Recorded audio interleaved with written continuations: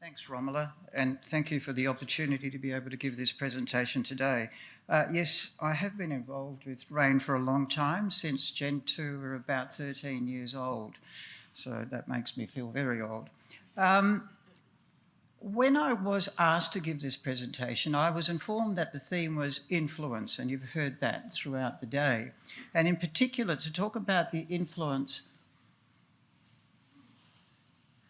of the Future Health Research and Infrastructure Fund, and you heard the Minister talk about this morning, and I think Beck talked about it as well.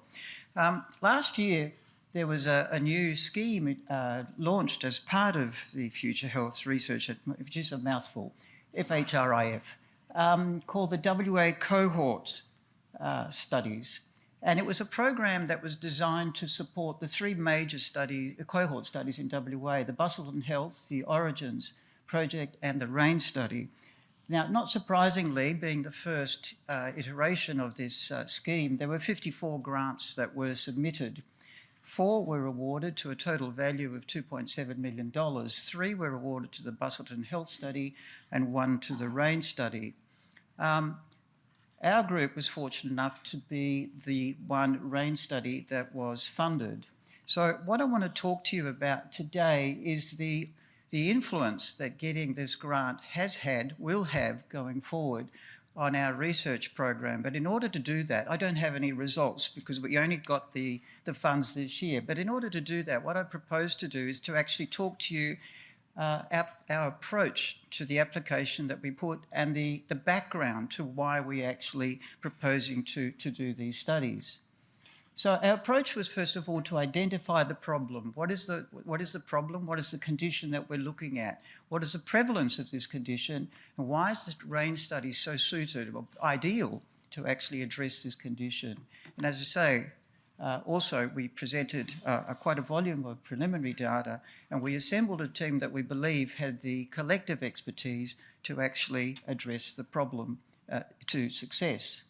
So the problem in the broader sense is blood pressure.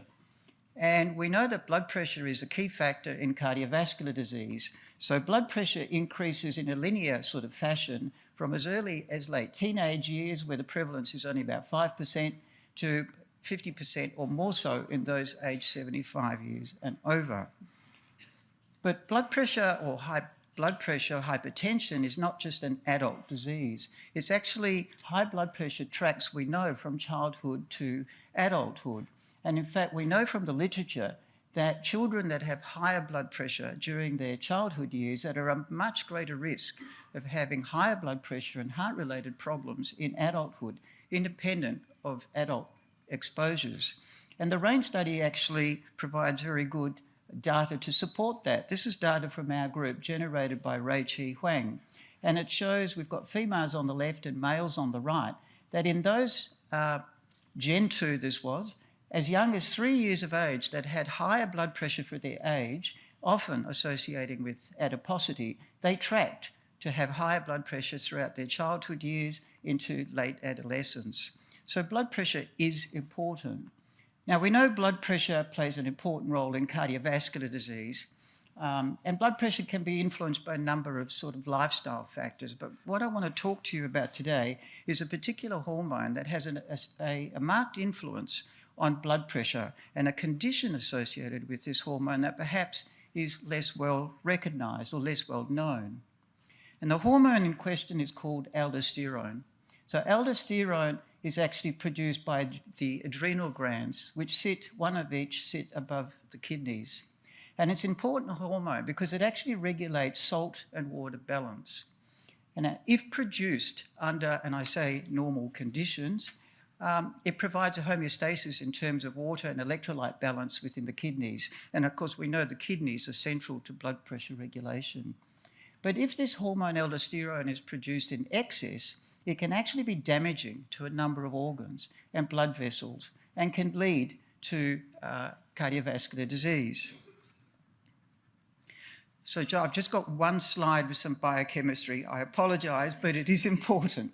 So if we have a look, here we have aldosterone in the centre of the slide. And aldosterone is produced by the adrenal gland, okay? But if we talk about aldosterone, we need to talk about another important hormone called renin. So renin is produced by the kidneys, and through a series of reactions, we don't need to go into the details of that, stimulate the adrenal gland to produce aldosterone. And in fact, if we talk about aldosterone, we talk about an aldosterone to renin ratio. They are, if you like, spoken about in the same equation. And as I've just mentioned, aldosterone can then go back and regulate on kidney function, as well as have, if produced in excess amounts, damaging effects on various organs. So I've talked about aldosterone excess, okay? If you've got too much aldosterone, and that's a condition called primary aldosteronism. And what it is, it's a condition that exists with low renin levels, and you saw that in the preceding slides. Is it common? Well, yes, it is. It's a common condition that's often underdiagnosed, and it's a common cause of hypertension in adults. In fact, some data from Australian populations suggests that up to 14% of newly diagnosed hypertensive adults in Australia may have primary aldosteronism, okay? So I just draw your attention to this triangle down the bottom here. What we've spoken about is if you have too much aldosterone, you have hypertension, and you may have increased risk of cardiovascular disease. If you have, in inverted commas, normal aldosterone production, you have otherwise normal blood pressure and minimal cardiovascular risk. But as is typical in life, it's never an all or nothing. So there's this sort of area in the middle here where it's referred to as subclinical aldosterone excess. What it means is there are people who may present with otherwise normal blood pressure but actually already have excess production of aldosterone. And I guess the question is, does that start to confer damaging effects on those organs and blood vessels that I spoke about? Well, how do we detect this excess? Well, lines moved. We detect it through that equation that, if you like, that I showed you in the preceding slide. And that was to measure the aldosterone to renin ratio. I'd like you to remember that because that's actually central to a lot of the discussion to follow. And that brings us to, I guess, the Raine study. So in 2018, we were funded by a Heart Foundation grant, $75,000, a very small grant. And the basis for that grant was that we commented that there were very small number of studies with sufficient sample size. There was a heterogeneity in age. Often this condition is looked at in adults because it's considered an adult condition. Analyses often looked at the combined sexes. And of course, there was a lack of longitudinal data. Perfect for Raine to step in. And that we did. So this was work that we published in 2021. And the aim of the study was to evaluate the relationship between these hormones and the ratio of aldosterone to renin with blood pressure in Gen 2 in late teenage years at 17, and at 17, and in early adulthood at 27 years of age. We excluded females that were taking hormonal contraception, and I'll come back to that later on. And of course, we relied on a wealth of data from the Raine study, which I don't need to go into. I'm sure the Gen 2 in particular would be well familiar with that. But we also had aldosterone and renin measured in collaboration with PathWest. So what did we find? So we have here on the left, this is Gen 2 at 17 and at 27. Roughly about 800 individuals, or participants, I should say, at each age. Now, there are about 500 males at each age and fewer females. And the reason, as I've indicated, is we excluded females taking hormonal contraception. And what we found was that females had significantly lower blood pressure than males at both ages, and that's in keeping with what we've seen throughout all of childhood, adolescence, and even into young adulthood with the Raine study participants. And what we also found, however, was that at both 17 and at 27, females had significantly higher aldosterone to renin ratio. And that was predominantly due because they had a lower renin concentration. So how did this ratio correlate, or did it correlate with blood pressure changes or blood pressure within Gen 2? So we looked at this particular ratio at 17 and blood pressure at 17. And what we found Looks like my cursor is moving around, but it doesn't matter. I can get around that. What we found was that in males, those participants that were in the highest quartile of the aldosterone to renin ratio, their blood pressure was 4 millimetres higher than those in the lowest quartile. There was no such relation, trust me, it's gone off the slide, there was no such relation in females.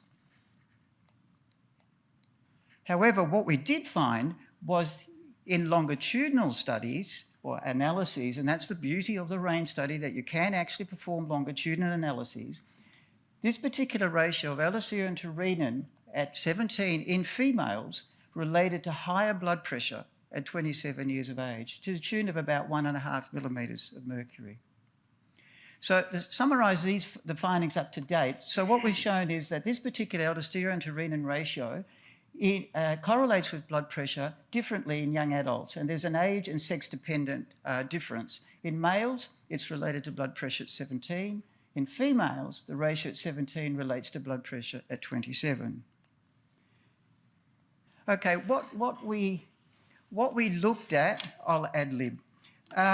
What we looked at was then to see whether there was a relationship between these particular hormones and other cardiovascular measures. And the cardiovascular measures that we looked at were pulse wave velocity, and the Gen 2 in the audience will remember there was a measure recorded where we looked at pulse wave between the carotid artery and the femoral artery.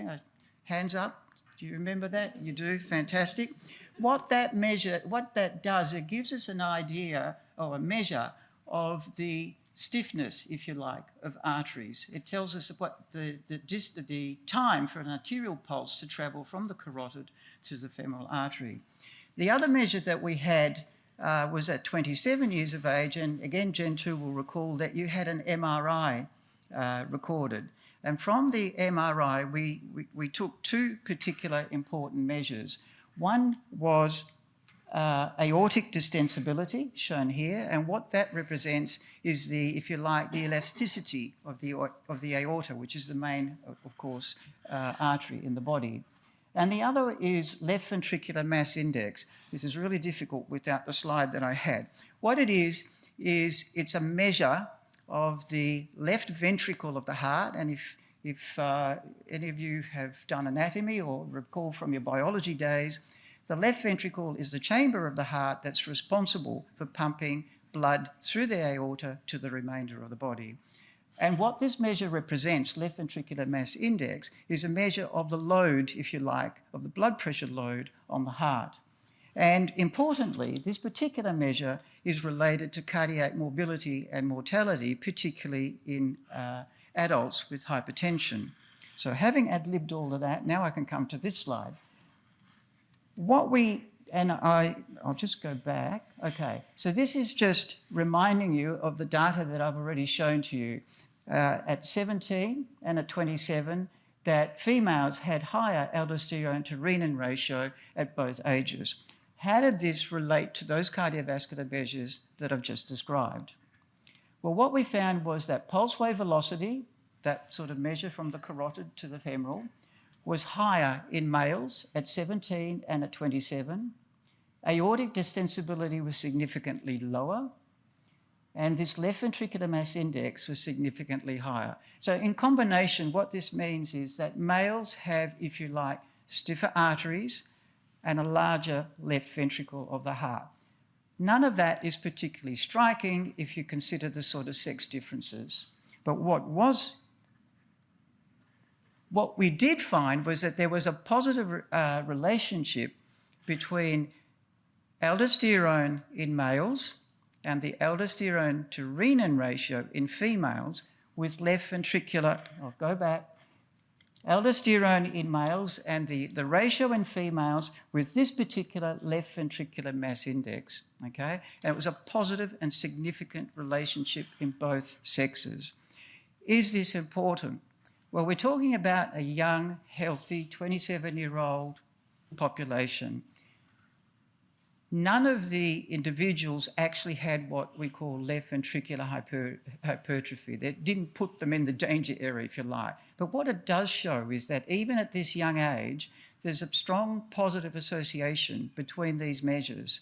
So what will be interesting, I guess, to see is what happens, how it progresses with age in these individuals. So as early as this 27 years of age, if you recall that sort of triangle, and there was that area that we talked about, excess aldosterone, it tells us that there is a relationship even in those individuals.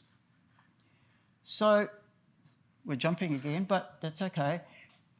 Early on, I mentioned that we had excluded females that were taking hormonal contraception, and you might ask why. I'll tell you why now, hopefully, if the slides haven't gone missing. So at 17, we had about a third of the girls, if you like, who were taking hormonal oral contraception, and at 27, about 50%.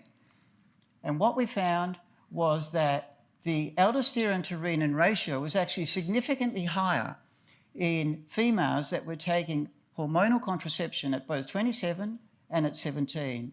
And these same females at both ages had higher blood pressure and a lower body mass index. So what this really tells us is that measuring this particular ratio of aldosterone to renin in females while they're taking any form of hormonal contraception is actually likely to lead to false positive results. So if you want to measure this ratio, really, they should be taken off hormonal contraception. So that brings us, goodness, now we're, it's sort of random, isn't it? This was supposed to be earlier, don't worry about it. I've talked about that, the MRI. This is interesting. So here we have, this is the left ventricle that I was talking about before that pumps the blood through the aorta. You've heard about all of that, don't worry about it. There it was, look, the positive association, just to prove it, between aldosterone and left ventricular mass index in males, yes, not that's females, and the aldosterone to renin ratio. And I've just talked about that. It brings us finally, hopefully the remaining couple of slides will work, to the grant that we were funded this year. And the grant had a title of Identifying Primary Aldosteronism, hopefully you now know what that is in a convoluted way, a common cause of hypertension and cardiovascular disease. And the aims here were, I think, quite simple. We want to look at aldosterone and associated hormones in Gen 2 now at 34 years of age. We've looked at 17 to 27. We now want to look what's happening at 34. We also want to look at Gen 1. There are no data in WA on these hormones in a population, let alone a young population like Gen 2, where we've got 17, 27 or have 34, but nothing in an older Gen 1-like population. We want to look how aldosterone evolves from 17 to 34. How does it correlate with the increase in blood pressure that you would expect with increasing age? How does this aldosterone and associated steroids correlate with cardiovascular and renal parameters in Gen 1 and Gen 2? And importantly, what are the heritability and genetic variants that might actually predispose to aldosterone excess? So the plan is, as part of the generations follow-up, to recruit 2,000 Gen 1 and 1,500 Gen 2, about 1,100, I believe, maybe it's a bit more, or 1,200 Gen 1 and Gen 2 that have been recruited so far. Of course, we're relying on all the data that have been collected by the Raine staff and Gen 1 and Gen 2, and we're collaborating with the New South Wales Health Laboratory to measure aldosterone, renin, and a number of other steroids, including androgens and estrogens.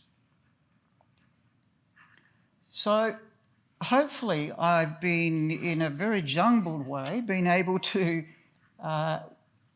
describe to you our experience with this particular application. So I believe that, I'd like to believe that we might have been successful because we identified an important problem, a problem that is prevalent.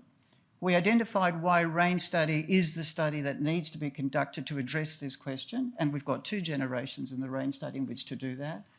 We've certainly had a volume of data that we were able to present, and we assembled a team that we believe had a wide sort of expertise in order to address that. And I'm not excluding the fact that we possibly had a little bit of luck in getting the grant as well, as is the case with any application. So I've spoken about the team. This is the team. Those on the top row are all from the Hudson Institute in Melbourne. Roshan, some of you may recall, won the Student Prize last year. June won the Young Investigator Prize the year before. Michael is in Brisbane. I think this person here you know very well. His expertise was without question. Marcus Schlake is in our group and a hypertension expert. Damon Bell, an endocrinologist.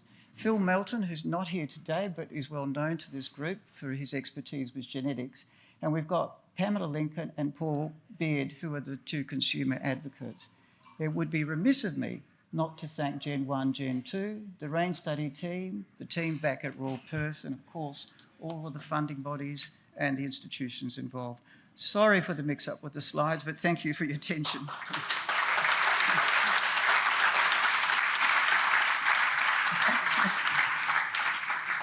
Thank you very much. We're going to take time for one quick question. Yes. I just had a question about the oral contraceptives. Obviously, during the 27-year follow-up, you had a much higher incidence of oral contraceptive use.